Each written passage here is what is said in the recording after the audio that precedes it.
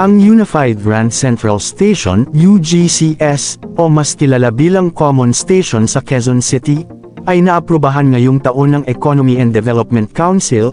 Ang konstruksyon ay itutuloy ng Light Rail Manila Corporation, LRMC.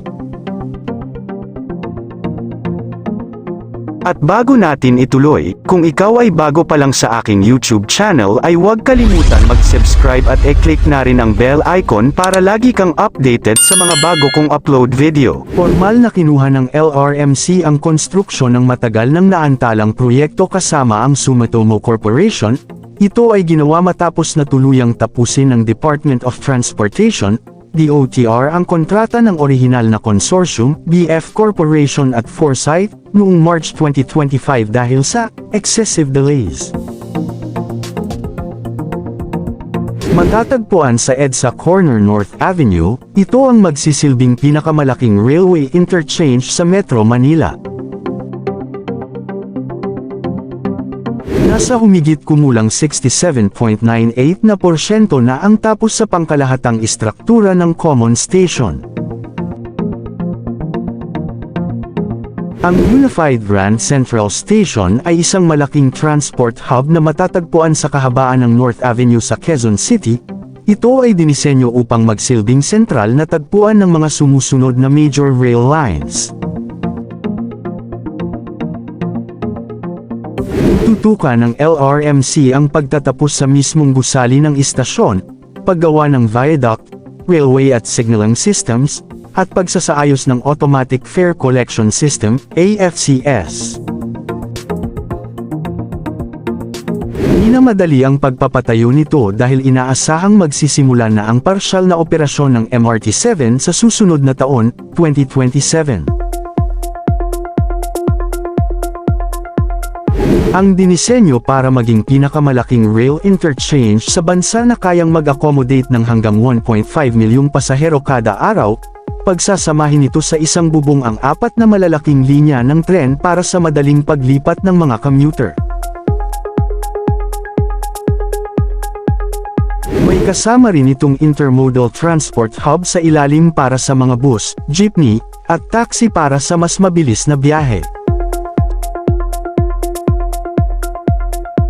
Samantala, nasa 85% hanggang 87% ng kumpleto ang unang 12 istasyon ng Metro Rail Transit Line 7, MRT-7, target ng Department of Transportation, DOTR na simulan ng partial operations ng unang 12 istasyon sa second quarter ng 2027, mula North Avenue hanggang Sacred Heart sa Caloocan. Ang huling 2 istasyon naman patungong Bulacan ay nakatakdang matapos sa taong 2028 ayon sa ulat.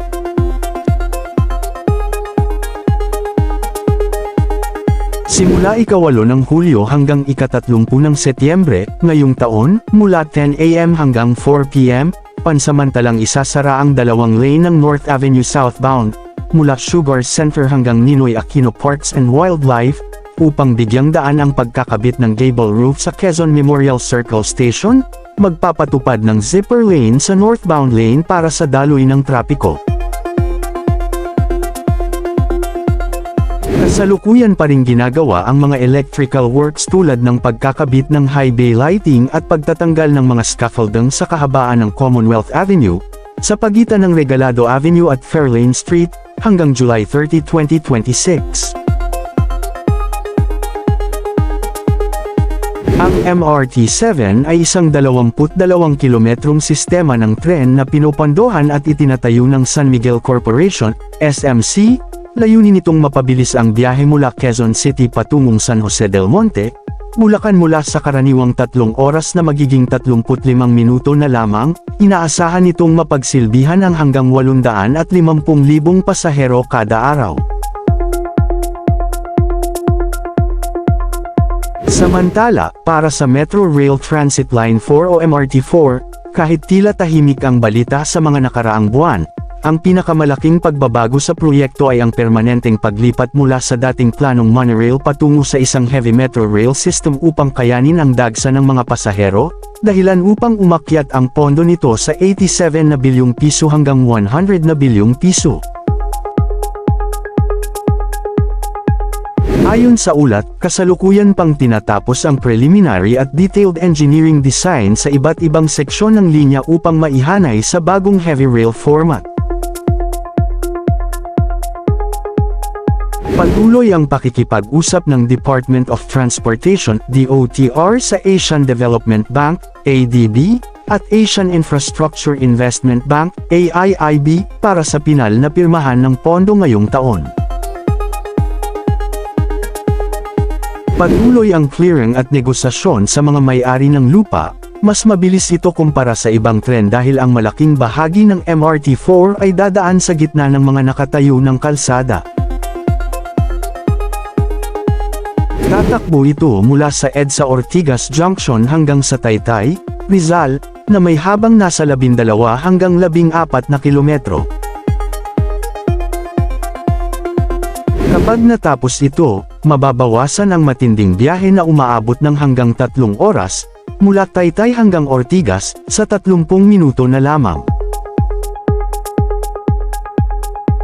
Ang LRT2 West Extension Project ay patuloy na naaantala dahil sa kakulangan ng pondo at mabagal na proseso ng right-of-way, ROW, o paglilipat ng mga informal settler at utility.